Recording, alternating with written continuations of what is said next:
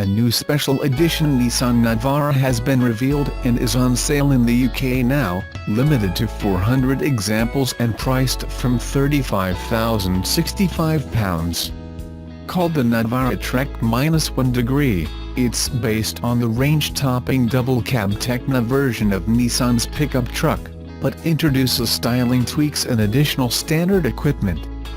Black sports styling bars are a part of the package, alongside 6-spoke 18-inch alloy wheels finished in gloss black and a durable load bed cover made from high-grade plastic. It hides a bed featuring a load bed divider and liner. Finishing off the styling tweaks is a pair of forward-facing LED spot lamps, attached to the top section of the styling bars at the back. Given that it's based on the range-topping Tekna truck, it also benefits from an infotainment system with built-in satellite navigation and DAB digital radio, a 360-degree round-view monitor, rear parking sensors and LED headlights. Driver assists are a part of the package too, such as forward emergency braking, hill descent control plus hill start assist.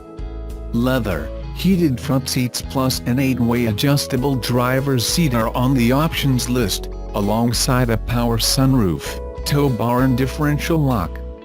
Although the Navara Trek-1's styling tweaks take on a black theme, it'll be available in pearlescent white as well as in the metallic black scheme pictured. Under the bonnet sits a 2.3-litre turbo diesel 4-cylinder, producing 187 bhp. A 6-speed manual gearbox made it to an all-wheel drive system as standard, but a 7-speed automatic is on the options list. In the sweltering summer heat, even a few minutes locked in a hot parked car can prove extremely dangerous for children. Unfortunately, people are still leaving them and they're helpless. Nissan has tackled the issue head-on by introducing a feature that uses its rear door to know when you may have left some precious cargo in the back seat of a parked Nissan, alerting the driver to go back and double-check. Developed by Nissan engineers Elsa Foley and Marlene Mendoza, the idea came to Mendoza when she left a pan of lasagna in her car's back seat one day, apparently leaving quite an aroma that lasted for days. Mendoza, being a mother of 3, wondered what would have happened if she had forgotten more than lasagna in her car that day. Hence, the rear door alert was born. The system monitors the rear door switches at the beginning and end of a trip to determine whether or not something, or more crucially, someone, may be left back there as the driver walks away. The critical use case here, presumably, is if the rear door was opened and closed at the beginning of the journey, but not the end. In that event, the Nissan alerts the driver first with a display on the dash, then a series of distinctive chirps of the horn. Nissan said the feature will come as standard on 2018 Albanian Lex Pathfinder crossovers due out this September and will make its way, eventually, to other Nissan products. Of course, not everybody who buys a Nissan regularly hauls children around, so the system can easily be disabled or configured. For single and childless people that do decide to leave it on though, I guess it means way fewer instances of going back to retrieve forgotten Amazon packages thrown in the backseat or, you know, mother-prepared pans of lasagna. With temperatures at their summer peak, the U.S. Senate is pushing a bill that would require automakers to include rear seat alarm technology. Child advocates are hoping that such a reminder will prevent parents from leaving a child in the rear seat of a hot car. Today Nissan announced it is ahead of the game with the new Rear Door Alert, RDA. The technology detects if the rear door was open prior to starting the car. If the door is not reopened after the car is put in park and the ignition turned off, it sets off a series of warnings. First, a visual warning is given in the gauge cluster. If the driver doesn't respond, the car will take it one step further and give the horn a series of chirps. For those of us who use the back seat just for groceries, gym bags and other non-living items, RDA can be configured or turned off completely from the instrument cluster. GM also offers a similar technology, called Rear Seat Reminder, with a visual alert in the gauge cluster and 5 chimes, similar to a seatbelt warning. Nissan's decision to use the horn as the audible warning takes it up a whole other level. More than 24 child and safety groups support the Nissan bill in the Senate. Advocacy group Kids in Cars says that since 1998, an average 37 children per year that have died due to heat stroke from being left in a car. That's one every 9 days. Nissan's rear door alert will debut as standard fare on the 3-row 2018 Pathfinder when it goes on sale in September. Expect it to roll out on other models in the coming years. You can get the full-size Nissan Titan pickup with a Cummins diesel engine, but you can still get it with the 5.6-liter V8 that made it popular in the first place. We tested the diesel last year and it was a great truck-motor combo, but there is something comforting about the good old 8-cylinder under the hood. This week, we'll kick the tires on the 2017 Nissan Titan V8. Under the hood is the aforementioned 5.6L V8 you've come to love applied here in the Nissan Armada SUV. It's also available in some of the other work truck applications. Power is rated at 390 horsepower and 394 pound-foot of torque, mated to a 7-speed automatic and auto 4-wheel drive. Stepping on the throttle produces a satisfying growl and kick in the seat as you are launched forward. Also, the 7-speed auto is very well behaved and slides through the gears effortlessly. Exterior styling is aggressive and pronounced. It's got a chrome mesh grille for the Platinum Reserve trim and looks a bit too flashy for my personal taste. The blue and gray color scheme on the loaner is a winning combo, though. For a full-size, 4-door pickup, this is a tall and beefy vehicle. You'll need to practice in some parking lots to get your feel where everything is located. Inside is fit for a king, but that's par for the course when you are in this level of pickup. Everything is leather, the tech is top-notch and the feeling of importance abounds. These trucks are becoming mobile offices for project managers, site coordinators and owners of construction companies.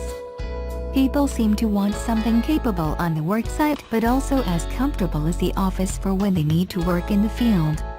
The one thing my wife commented on was the old-style gear selector up on the steering wheel stalk, just like the old Chevys. It's got push-button start-stop, Bluetooth and the whole shebang, but the old-style shifter is nostalgic. Legroom is plenty anywhere you look, front or back. You will never need to ask someone to adjust. My loaner was the crew cab version with 4 full doors, which works well for my family in getting the kiddos in and out. Car seats attach with no problem, and they love sitting up high. I was able to haul some furniture and other odds and ends while I had the truck, but nothing too massive. There is a small step that folds from the corner of the bumper to allow easier access, and it does function well. On the road, the V8 is plenty of power and it handles urban driving pretty well. These trucks are becoming more of a family vehicle as well as a contributor on the job site. You can load this with work material, log into your laptop and charge something while you work in the field. Or you can load up the family, pack your luggage and head to the coast. When driving, it feels like a large SUV, but when you hit rough terrain and potholes, you are reminded of the truck frame underneath. I enjoy pickup trucks and will most likely have a smaller truck in my life soon, but for folks looking for a loaded full-size V8 truck, the Titan deserves a fair shake. Nissan claims 18 mpg average, and I was able to manage 19.5 during my test drive. Final cost for the Platinum Reserve is $56,595. Nissan is something of a quiet achiever in the SUV genre, in New Zealand and around the world. Seems like a long time ago now, but in 2008 Nissan NZ replaced its core family car, the Primera, with an SUV called the Qashqai. It was a matter of necessity because the British-built Primera had come to an end. NZ was the last right-hand drive export market for it. But Nissan NZ went in boots and all, unashamedly offering the Qashqai in 2WD only and making no apologies for it being the new mainstream choice. The second-generation Qashqai, 2013, also spawned the current X-Trail. Formerly a rather functional SUV, the third-generation X-Trail is based on the same platform as Qashqai and has evolved into more of a crossover. Softer styling, more emphasis on family-friendly features, including a 7-seat option on some variants. Nissan still argues the two are very different models, but think of the X-Trail as a scaled-up, powered-up Qashqai and you're not far off. In the United States, the two even have the same name. The X-Trail is known as Rogue, while the smaller car is the Rogue Sport. Admittedly, that's because Nissan was worried Americans would have trouble pronouncing Qashqai. But hey, who doesn't? Relative age in the competitive Kiwi SUV market means the X-Trail has slipped well down the local sales charts these days. There are 11 SUVs in NZ's top 15 models year to date, but X-Trail only just sneaks in at number 14. Ignore it at your peril, though. The X-Trail Rogue was still the world's biggest selling SUV last year, ahead of the Honda CR-V, Toyota RAV4, Hyundai Tucson and China's Haval H6, soon to be launched in NZ. Qashqai's a global top 10 seller in its own right as well. A facelift for 2017 has sharpened the X-Trail up a little. The front end has new V-shaped grille that aligns it a little more with the larger Pathfinder. There are new bumpers front and rear, the obligatory shark fin antenna and some interior tweaks, including an optimistically sporting flat-bottom steering wheel. The range is still comprehensive, starting at $39,990 for the Street 2WD 7-seat model. But our $53,490 T4WD test vehicle is top of a tree. You still can't have a T or any kind of 4WD X-Trail with 7 seats, but this flagship model does help justify its price with unique equipment that includes LED lights, adaptive, automatic high beam, adaptive cruise control, lane departure warning, intelligent lane intervention, autonomous braking with pedestrian detection. Street L models and above have a less sophisticated autonomous braking system plus forward collision warning, blind spot warning and rear cross traffic alert, panoramic sunroof, motion-activated power tailgate with height memory, automatic wipers, heating for the steering wheel plus front and rear seats, and premium Bose audio. It's a comprehensive package of standard equipment when balanced against the $6,000 premium over the Street L4WD. If you're the curtain-twitching kind of neighbor, you can identify the T by its 19-inch alloys and a chrome strip along the door sills. The X-Trail T is still a hard sell against more modern SUVs like the Mazda CX-5 Limited, $55,495 and Kia Sportage GT line, $51,990. The powertrain seems merely adequate in such a steam company, and although continuously variable transmission technology has its fans, and a few expert proponents in the car industry, Nissan's iteration fails to inspire. It's languid at low speed and still suffers from unfortunate flaring when you're pressing on, although Nissan has engineered some intelligent engine braking into its latest S-tronic. The chassis is capable, though. It gets a bit of help from some electronic gubbins, including intelligent trace control, essentially torque vectoring by braking that helps keep the chosen cornering line. Nissan does also have the knack of providing a good 4WD setup. The X-Trail's all-mode 4x4i system might be a mouthful, but it gives you plenty of options, 2WD only, on-demand 4WD and even a 4WD lock that splits the torque 50/50 front to rear for actual off-roading, along with a hill start assistance function. If the X-Trail T does have a clear advantage over its obvious rivals, it's in size.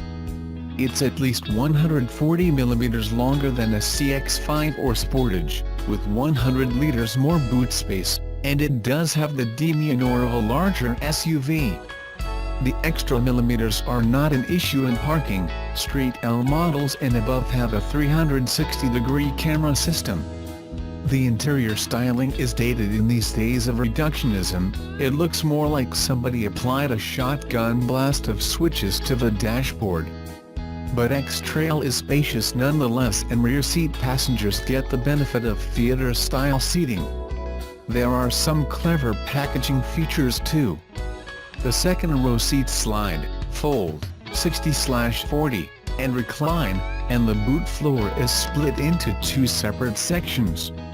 Lift them up and you have either a couple of secret compartments for valuables, or you can click a partition vertically into place to keep loose items from rolling around in the boot.